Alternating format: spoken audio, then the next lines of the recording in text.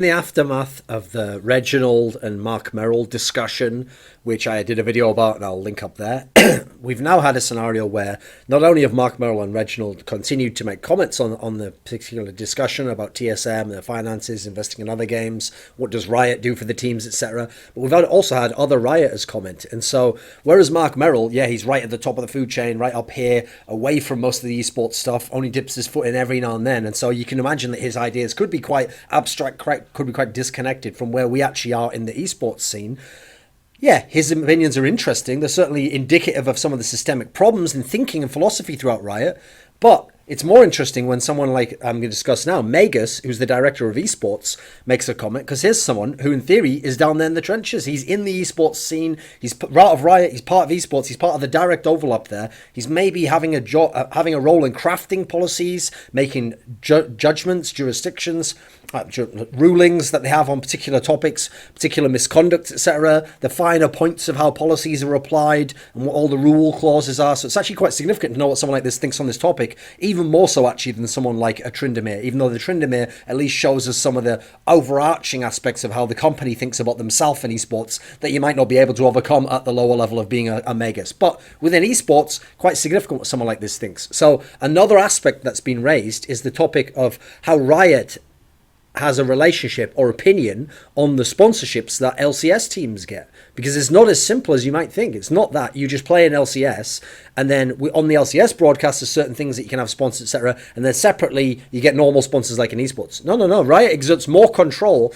and has more opinions and can do more about all aspects of your company when it comes to League of Legends, in this sense, if you're an LCS team. And so what happened was, it came out that a while ago, a few months back, TSM, Team Solomid, Reginald's team, had posted a video on their YouTube channel of the HTC Vive playing, well, which is that virtual reality piece of hardware from HTC, who I assume is a sponsor of theirs. And it's a video of a couple of the players. Like, I know in the first part of the video, it's Doublelift and Yellowstar were playing the game Raw Data, which is a game for the HTC Vive. And it was posted on their channel, and basically, Riot threatened to fine Team Solomid, TSM, if they didn't take the video down from Team Solomid's own YouTube channel, because they considered it, and this is where we'll get to the comment, as being like a kind of, they called it a tactic advertisement for another game. Now, what they mean by that is they think it's a way to sneakily backdoor an advertisement to a game that isn't League of Legends using League of Legends players. Now, as a normal person, if you didn't know much about Riot and League of Legends, you might go, so what? This is where we're going to get deeper, though. So the actual comment by Magus on Reddit said this about that advertisement. Real talk, that TSM sponsorship wasn't an actual HTC ad. It was a promotion for a VR video game for TSM to play. The title of the YouTube clip is literally TSM Plays Raw Data. Regardless of whether HTC organised this or not, it's a tactic advertisement for another game. This is against LCS rules, because LCS isn't a platform for other game companies to advertise on. Yes, this means there's a category that teams don't have access to, but for any sport, letting quasi-competitors advertise on the league doesn't make sense. Someone then asked him to clarify. So, the organisation TSM can't advertise for any other games, even though they have teams in multiple games. Magus responds, they can and do, just not using their LOL team, League of Legends. So first and foremost, don't have a whole lot to say about this, but in general, let's leave aside the nature of the advertisement, which is the initial thing he says. I mean, we could get into that itself, but I don't want to make a whole video about that. I mean, for a start off, HTC themselves came out and claimed that it isn't a paid ad for Raw Data, where Raw Data in any way financed it or put it together, etc. HTC put it together, and obviously, as they would claim it themselves, it's not actually about Raw Data itself. Sure, you might look at it and go, I want to play the game if you think it's good, but ultimately, it is still an advertisement clearly for the HTC Vive, right? The VR equipment. I mean, at all times, there's a camera of the players with the equipment on itself, and for me, bearing in mind most people don't own a HTC Vive, you're going to have to buy one first in order to play the Raw Data game. So actually, it is first and foremost, bearing in mind who bankrolled it as well, an advert for the HTC Vive, and that's what I got from the message of it. When I saw even the cool aspects of the game, I wasn't thinking, oh, what a great game. I was thinking, oh, I didn't know you could do that on a HTC Vive, or oh, that's what the games are like on a HTC Vive. It wasn't just about that specific game, and that would be a way too targeted a user base if it was just about that game, quite frankly. Not only that, when the people who made the advert themselves are saying it, and it already looks like it, I mean, in this case, I'd like to know from his reasoning as to why it's not an advert for the HTC and why it's actually for a raw data and some kind of sneaky tactic advertisement. But anyway, that's what he claims. Now, by the way, just as an aside, what is everyone who just works at Riot? The second you walk through Riot, is it like going into the fucking Nebuchadnezzar in the Matrix when Neo comes out, and then you can just jack in and they just like download shit to your brain and you instantly are an expert on any topic you want to be on? Like fucking Mark Merrill, apparently some sort of mad expert on like finances, economics, like growing businesses that he's never been involved in. And then fucking game balancing, all these things. And then this other guy comes in as well. I mean, Magus is apparently an expert on like advertising, running sports leagues, expanding sports leagues around the world, even very specific ones in niches that have never existed before. Are these guys just all experts on like 7 fields at once just because they work in one area and aren't necessarily even killing it like 10 out of 10, A star, 5 stars out of 5, best in that field that they're in right there. But they're just experts on every field. They're experts on everyone else's job as well. Unbelievable, isn't it?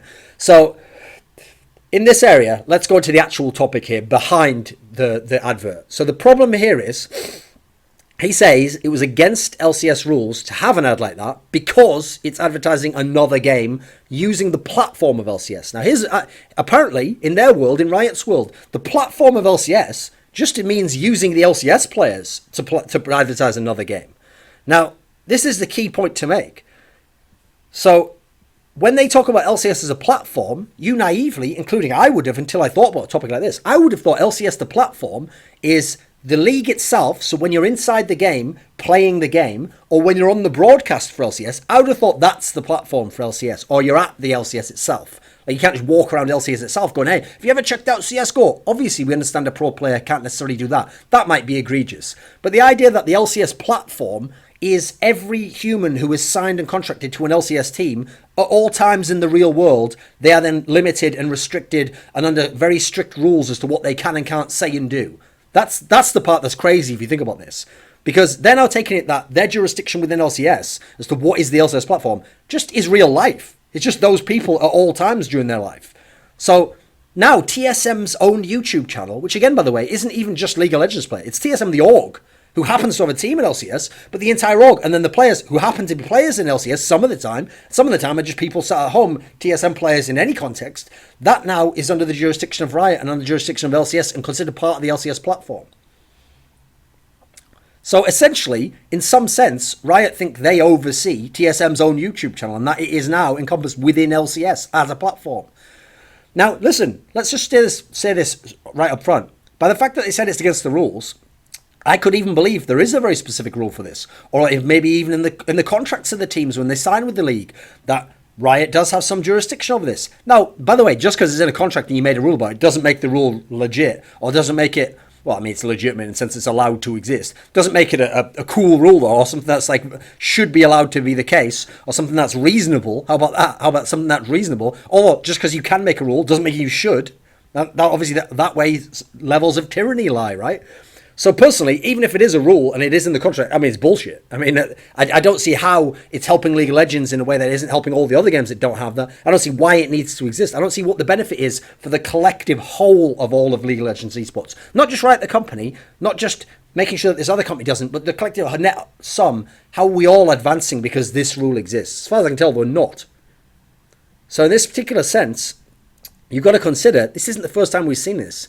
I mean, this type of thinking, the idea that the players themselves in any context and someone else's YouTube channel not owned by Riot is actually like the LCS platform. This is the sort of mentality, the worldview from which that infamous super bullshit clause came that was going to be in the contracts. I think it was at the end of season 3 where it was going to say that the LCS players weren't allowed to stream themselves playing other games when they were at home in their own houses. They weren't allowed to play like CSGO, Dota, whatever other game. They weren't allowed to play that on stream if they were an LCS player. That was going to happen. That was going to happen. That's why it was leaked. That's why people like On Gamers broke the story and got it out there, and people did the hard yards to make the case that it was going to happen, and then Riot pretended like they weren't going to do it. Oh, we never were really going to do it. Actually, you know what? Ironically, we'd already removed it ourselves before that came to our like all this sort of obvious lying to your face about this shit. I'm just trying to tell you one thing, do another, and then when you get caught up, I was never trying to do that. Why would I do something like that? I'd think whatever you want me to think. I'll deal. Like, just utterly, like, lack of respect even for the audience and the intelligence of the people they're speaking to when they do so. But we've seen this worldview again and again. So again, Riot thinks their jurisdiction extends to all of real life. They think they own these players in some crazy sense. Not just in a partnership with them, not just do those players work under their brand at certain points. They have just ownership over these people. And ironically, remember, it was Mark Merrill talking about the concept of he doesn't want to live in a world where people are profiting off the image rights of Pobelter and then in taking that money and investing it elsewhere. And yet Riot wants to be the only ones, to some degree, in certain contexts, who can profit from certain image rights. They always have to get their cut, essentially. Unless they're getting their cut, you can't profit off those image rights in other contexts, particularly. So then we got to consider the fact that... fucking hell. Let me think. Where was I going with that? So they get their cut. And when people say this, by the way, I've seen this so many times from Riot, they will just cite a real life sport doing something and then leave it at that. Like they'll say, well, in the NFL, like in the NCAA, they do like this. And you go, yes, and? Okay, I understand you've given me a reference point now. So the whole point of giving me like a reference point, an analogy, is then to explain the analogy, and in doing so, I will understand, if I understand the NFL, what's going on there, and then how esports might run, or if I only understand esports, I'll understand how it runs in esports, and then also that it runs in the NFL, I'll get a bit more insight in the NFL. You're meant to then explain the mechanism of behind how what you're saying, how it's supposed to work, and what the pros and cons are of that. You don't just say, well, the NFL do it. If you do that, all you're doing there is appealing to the idea of authority. Like, well, the NFL's a huge sports league and they're very successful, and so if they do it, it must be right. Or popularity. Well, it's a very, very popular league, makes a lot of money, so if they do it, yeah, it must be right. That's about all you're saying when you say it. You never give a reason why. So I don't care if other sports do it that way. By the way, just because other sports are successful and popular does not mean they're doing everything the ideal way. And that if you came along, like in esports, and you had a burgeoning sport that wasn't established and didn't have hundreds of years of bullshit behind it, like all the politics and all the rest of it,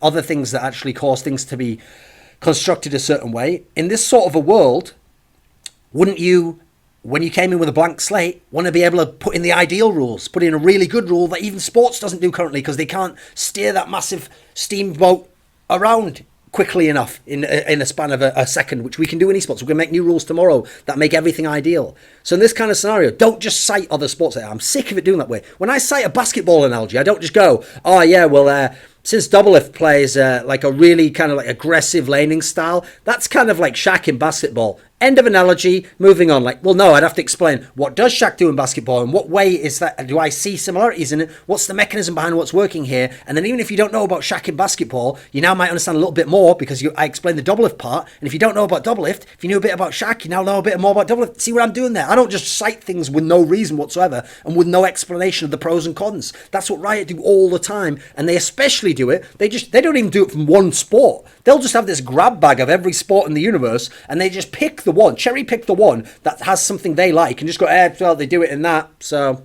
there we go. You know, if you want it, the implication, by the way, being if you want esports, LCS, to get as big as that, NFL, insert whatever league you want here, then should probably do it like that, right? Europeans, they'll have ties, probably work, right, in LCS. Like, just not even given any of the pros and cons and the reasons why you'd want to do it that way. So, it's also worth pointing out that as far as I know, it is not a condition in any other big sports league, big esports league rather, in any other big game. So for example, CSGO has a bunch of big tournaments in its own leagues. We have Dota 2 has its own leagues and tournaments. We have StarCraft 2, we have Heroes of the Storm, we have Hearthstone. Overwatch has just started. As far as I know, none of those other games have this sort of a situation within it where this happens. Now, already someone's going to say, yeah, but Riot doesn't pay their companies don't pay a stipend to those teams in that way. Actually, companies have a way of giving money to teams and players within other games as well, but without then exerting mad, insane control over them. Like, for example, you can get the sticker money way more, by the way, than the stipend that you get if you're a top player in CSGO, in any of the top 15 teams that might make a major. You'll make way more than the stipend would be if you play in like 2 of the 3 majors out of the year. And yet they don't then take that and go, well, here, I've given you some money, so I now have full control of your team, of your life, what you can do in private, who you can stream, what you can say on your own blog, on Facebook. They don't exert any control whatsoever. Now, the reason why we're bringing this up is, are those other games being limited in their success in some tangible, meaningful way that Riot could explain and show us how this is for the good of League of Legends esports, that they put these limitations, restrictions and controls on the game? If they could explain that, go ahead. Why not do it, right? In other scenarios where they think they know what's right and they think they have a good explanation, they give it. Suspiciously, we don't get an explanation here. So as a result, it looks like sour grapes. It looks like in an area where they're not really involved and they're not making any money, they just think, well, I could control it. It's in my contract, so I will control it. I'll just take control of this and fuck with everyone. So as a result, we're in a scenario where only in League of Legends is this happening. Only in LCS, as far as I know. We're now in a world where Team Solomid, one of the most successful teams and organizations in the entire league, is now in a situation where they are stopped from potentially making more money by having this special partnership and doing extra content with this partner, and having extra sponsor opportunities in ways they can generate income from the exposure that they're unable to generate. As they generate the exposure, then they generate the income. They're stopped from being able to do so. For what reason? Just because Riot doesn't want them to. Because they, for whatever reason, without explaining it to us, decided that they don't want to. And then someone like Mark Merrill, from Riot, head guy, comes along and suggests that, why is Reggie investing in other games when he is making money from League of Legends? Why is he not just investing that back into League of Legends? Because again, like I mentioned in that video, what opportunities are you giving him additionally? What more space is there for him to make more exposure, to get more money out of League of Legends? These are exactly the areas that in other games he can make money, that you're shutting him down in League of Legends. So guess what? If I was him, true, the reason he tried to see the League of Legends players is they're some of the most popular. But if his CSGO team was as popular, which could be the case in a few years, or if he got the right team, in that scenario, if I was Reggie, I wouldn't fucking use my League of Legends team for the sponsorship. I'd put the sponsorship on the CSGO team. I'd have the CSGO team playing fucking raw data all day long. And then as a result, in theory, Riot can't touch me. And so now I'm in a scenario where, as they've suggested there, they can do it with any other team. Now, it makes more sense for me to use the other games. So they're Riot themselves are the one pushing these orgs to use their other teams and to build up their other teams and invest more in their other teams, hoping that games like CSGO and whatever, Dota 2, Overwatch in the future, become more successful than League of Legends, especially for their team, so that they can get all of these opportunities that they can't get currently in League of Legends and in LCS. So, again, it's another scenario of Riot stopping other people making money. I mean, there was an example in the past, I already cited, so there was this example of the HGC Vive, there was the example in the past where they were going to try and stop teams from allowing their players to stream other games when streaming. Then there was the scenario where, I mean, a lot of people don't know about this in public. I don't know how much is being alluded to, but it's certainly out there in the community that people said back in the first ever split of LCS, when it was called TSM Snapdragon, if you remember, and they did game cribs, and that was somewhere sponsored by it. If you remember, back at that point in time, supposedly behind the scenes, there was some sort of pushback by Riot over that they didn't want Snapdragon to be like part of the name of the team or whatever. And there was some sort of pushback there. And I think the teams all got together or something and all like banded together and somehow pushed Riot back on it and made them compromise. I forget what the exact scenarios, because it was never made public. This is all behind the scenes stuff. But Riot's been doing this stuff all along and been fucking with people, trying to get sponsorship opportunities, trying to leverage their position to make more money, which in theory in Riot's world is beneficial, because when TSM does make money from someone like Snapdragon or someone like HGC Vive, when they then want to invest and get better players, if you've allowed other room for them then to market those players, they're going to invest in your game. It's going to help the ecosystem. Okay, you love the word ecosystem, right? Yeah? You know, you love that world. I mean, I know in your world, Riot, ecosystem's like some mad little biodome that you've created, that you've sealed off, called LCS, and they have you enter LCS, and as soon as the team enters LCS, like the doors lock down, and then there's like the whole system's on shutdown for like 1 year until that contract comes up or whatever the fuck. And there's separate zones for people who come from other regions or whatever. They're only allowed to be released in to become proper citizens after a certain period of time. I know that's your version of ecosystem. Mostly, when we talk about ecosystem, we mean like the general thing of where everyone's living and trying to make things better, and not in a non-toxic manner for everyone who lives in this world that we all live in, and all get along and all succeed, you know. So, The problem with this is the underlying mentality that seems to rear its head when they talk this way, especially refusing to give any good explanations for why, is it's actually a famous mentality that's often assigned, like incorrectly, it's often assigned to Genghis Khan, obviously the guy who took over the whole world pretty much and killed loads of people, but it has different roots. Like supposedly the original sentiment comes from this French guy called like Francois Duc de la Rochefoucauld or some shit like that. And you can basically sum it up like this. The mentality is, it's not enough to succeed. It's not enough that I succeed. Others must fail. Now, do you see the key point there? It's not even enough just for you to have success. Other people must fail. Well, the other corollary that comes with that, which really shows itself and manifests itself, in my opinion, in this sense with Riot, is the notion is that if I can't succeed, then you can't succeed. That's a key thing as well. If I fail, you must fail. That's another aspect of it that was put there as well.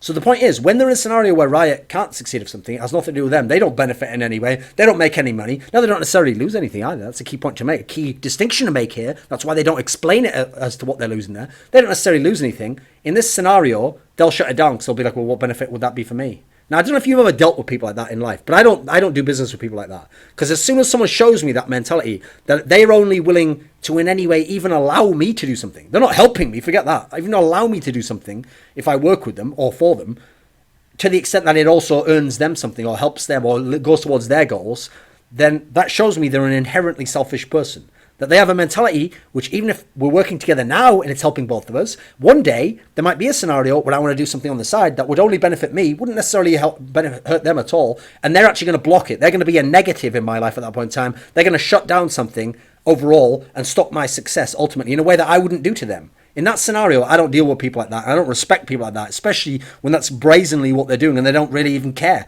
They have that mentality of like, well, you signed the contract, I own your ass. Like, yeah, well, I don't respect people like that. Guess what? I haven't signed your contract, so I can talk all the shit I want. So the whole point of this is another scenario where it's not just that Riot are stopping people making money, they're turning money away from esports.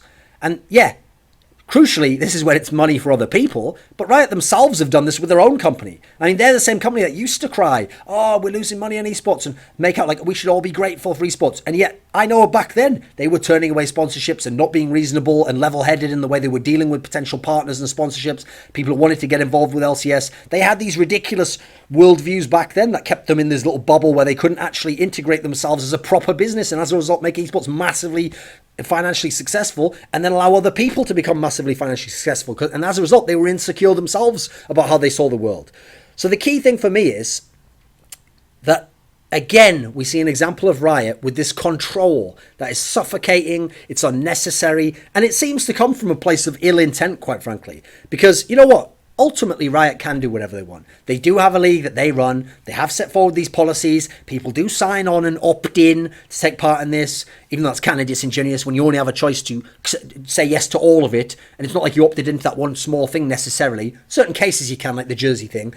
So in this scenario, they want to present themselves as these benevolent benefactors of the esports scene, and we're trying to make esports grow. They don't just say League of Legends esports grow. They say esports grow. They want to present themselves that way. That's what they can't do. They can have it the other way. They can be tyrants and dictators and do whatever they want and be capricious and arbitrary and just shut down other people's success unless it all feeds in to helping the giant red fist rise to become a symbol in the sky of the whole universe till eventually the entire planet's called fucking Riot Planet. You can do all that if you want, but you can't have both. You can't have that, and you can't also be considered these benevolent people who just love esports and love other esports games as well and just want everything to grow and all the rest of it, when you're actively trying not to do so. Because it's not the case that Riot Games wants League of Legends, not the case that Riot Games wants esports to grow. No. Riot Games only wants League of Legends esports to grow. Oh, no, wait a second. I'll have to put a caveat on that as well. They don't just want League of Legends esports to grow. They want LCS and Riot-related League of Legends esports to grow. I mean, how many fucking asterisks do we need before we get from like a reasonable position, like a normal person would have, I want esports to grow, to your shady fucking little machinations and plans down here, and then you're trying to present yourself as some magnanimous person who's helping the whole world and the whole scene and just cares about everyone else and the ecosystem and competitive integrity, and we just want like a healthy, non-toxic environment for people to grow and become pros in and really like be protected and safeguarded and stuff. Like, This is all just political bullshit. It's all just rhetoric and sophistry at this point in time if you don't actually apply it in how your policies come out in the real world, especially in areas like this when it's not necessary to be assholes like this. It's not necessary to fuck with someone else's business just because you can and you had some sub-clause in the contract that they ultimately signed or some rule that you added in that particular sense. And no, just because you can add those rules doesn't mean you should and that then you should exert massive control. And guess what? The fact that sports exist out there with 3 letters as the acronym of the sport and they do it isn't a very compelling argument, believe it or not.